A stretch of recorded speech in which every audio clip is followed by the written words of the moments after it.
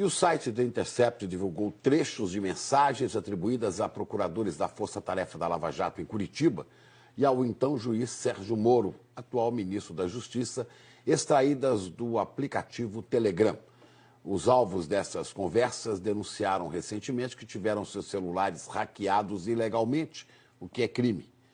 O Intercept, no entanto, disse que obteve os diálogos antes dessa invasão e, segundo o site, as informações foram obtidas de uma fonte anônima.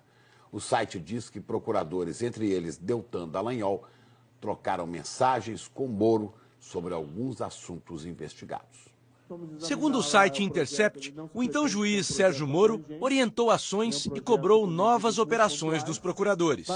Em um dos diálogos, Moro pergunta a Dallagnol, segundo o site: "Não é muito tempo sem operação?" O chefe da Força Tarefa concorda: "É sim." Numa outra conversa, o site diz que é Dallagnol que pede a Moro para decidir rapidamente sobre um pedido de prisão. Seria possível apreciar hoje? E Moro responde: "Não creio que conseguiria ver hoje, mas pensem bem se é uma boa ideia." 9 minutos depois, Moro, segundo o Intercept, adverte a Dallagnol: "Teriam que ser fatos graves." O site também diz que os procuradores da Lava Jato, em conversas no Telegram, trocaram mensagens expressando indignação quando o ex-presidente Lula foi autorizado pelo ministro Ricardo Lewandowski a dar uma entrevista à Folha de São Paulo. Isso demonstraria, segundo o Intercept, um viés partidário nas ações contra o ex-presidente Lula, cuja eleição, diz o site, os procuradores queriam evitar. Segundo o Intercept, a procuradora Laura Tessler afirmou: "Que piada, revoltante. Lá vai o cara fazer palanque na cadeia, um verdadeiro circo. E depois de Mônica Bergamo pela isonomia, devem vir tantos outros jornalistas. E a gente aqui fica só fazendo papel de palhaço com um Supremo desse." Outra procuradora, Isabel Groba, ainda segundo o Intercept, respondeu da seguinte maneira: "Mafiosos." Uma hora mais tarde, a procuradora Laura Tessler escreveu: "Sei lá, mas uma coletiva antes do segundo turno pode eleger o Haddad." De acordo com o Intercept, mensagens atribuídas aos procuradores mostram que eles chegaram a traçar estratégias para caçar a autorização, por temerem que a entrevista ajudasse a eleger o então candidato do PT, Fernando Haddad. Um dos procuradores, Januário Paludo, teria proposto: Plano A, tentar recurso no próprio STF, possibilidade 0. Plano B, abrir para todos fazerem a entrevista no mesmo dia. Vai ser uma zona, mas diminui a chance da entrevista ser direcionada. Segundo o Intercept, outro procurador, Ataíde Ribeiro Costa, sugeriu expressamente que a Polícia Federal manobrasse para que a entrevista fosse feita depois das eleições, já que não havia indicação explícita da data em que ela deveria ocorrer.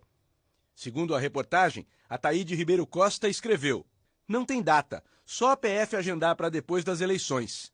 Estará cumprindo a decisão e, se forçarem antes, desnuda ainda mais o caráter eleitoreiro." Os procuradores, sempre segundo o Intercept, comemoraram quando a autorização para a entrevista foi cassada, depois que uma liminar foi obtida pelo Partido Novo. O procurador Januário Paludo escreveu: "Devemos agradecer a nossa PGR, Partido Novo." Ainda segundo o Intercept, mensagens atribuídas a Deltan Dallagnol, chefe dos procuradores da Lava Jato, sugeririam dúvidas sobre a solidez da denúncia contra o ex-presidente Lula, no caso do triplex do Guarujá, 4 dias antes de ela ser oferecida ao então juiz Moro. Dallagnol teria enviado a seguinte mensagem para um grupo: "Falarão que estamos acusando com base em notícia de jornal e indícios frágeis. Então é um item que é bom que esteja bem amarrado. Fora esse item, até agora tenho receio da ligação entre Petrobras e o enriquecimento. E depois que me falaram, tô com receio da história do apartamento. São pontos em que temos que ter as respostas ajustadas e na ponta da língua." Em outro trecho de conversa pelo Telegram, segundo o Intercept, Moro passou para Dallagnol pistas de suposta transferência de propriedade para um dos filhos de Lula. Aparentemente, a pessoa estaria disposta a prestar a informação, diz Moro. "Obrigado, faremos contato", responde o procurador. Mas a pessoa não quis falar com os procuradores, o que levou Dallagnol a dizer para Moro que argumentaria ter recebido notícia apócrifa para intimá-la a depor.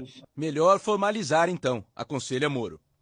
O site Intercept diz que na Constituição brasileira um juiz não pode aconselhar o Ministério Público, nem direcionar seu trabalho. Deve apenas se manifestar nos autos dos processos para resguardar a sua imparcialidade. Juristas ouvidos pelo Intercept disseram que a proximidade entre procuradores e juízes é normal no Brasil, ainda que, segundo esses especialistas, seja imoral e viole o Código de Ética dos Magistrados. O ministro Sérgio Moro lamentou que a reportagem não indicasse a fonte das informações e o fato de não ter sido ouvido. Segundo ele, no conteúdo das mensagens que citam seu nome, não se vislumbra qualquer anormalidade ou direcionamento da atuação enquanto magistrado, apesar de terem sido retiradas de contexto e do sensacionalismo das matérias, que ignoram o gigantesco esquema de corrupção revelado pela Operação Lava Jato. A defesa do ex-presidente Lula divulgou nota em que diz que, abre aspas, a atuação ajustada dos procuradores e do ex-juiz da causa com objetivos políticos sujeitou Lula e sua família às mais diversas arbitrariedades. A nota continua. Ninguém pode ter dúvida de que os processos contra o ex-presidente Lula estão corrompidos pelo que há de mais grave em termos de violações a garantias fundamentais e a negativa de direitos.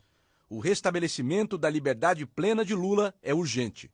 A Força-Tarefa da Lava Jato divulgou uma nota declarando que seus integrantes foram vítimas de ação criminosa de um hacker e que esse hacker praticou os mais graves ataques à atividade do Ministério Público, à vida privada e à segurança de seus integrantes. Segundo a nota, o hacker invadiu telefones e aplicativos dos procuradores da Lava Jato e teve acesso à identidade de alguns deles. Ainda segundo a Força-Tarefa, o autor do ataque obteve cópias de mensagens e arquivos trocados em relações privadas e de trabalho. Dentre as informações ilegalmente copiadas, possivelmente estão documentos e dados sobre estratégias e investigações em andamento e sobre rotinas pessoais e de segurança dos integrantes da Força-Tarefa e de suas famílias. A Força-Tarefa afirma que os dados eventualmente obtidos refletem uma atividade desenvolvida com pleno respeito à legalidade e de forma técnica e imparcial. A nota afirma ainda que os procuradores mantiveram, ao longo dos últimos 5 anos, discussões em grupos de mensagens sobre diversos temas, alguns complexos, em paralelo a reuniões pessoais. E que vários dos integrantes da Força-Tarefa de Procuradores são amigos próximos e, nesse ambiente, são comuns desabafos e brincadeiras. A nota afirma que muitas conversas, sem o devido contexto, podem dar margem para interpretações equivocadas. A Força-Tarefa afirma que estará à disposição para prestar esclarecimentos sobre fatos e procedimentos de sua responsabilidade, com o objetivo de manter a confiança pública na plena licitude e legitimidade de sua atuação, assim como de prestar contas de seu trabalho à sociedade.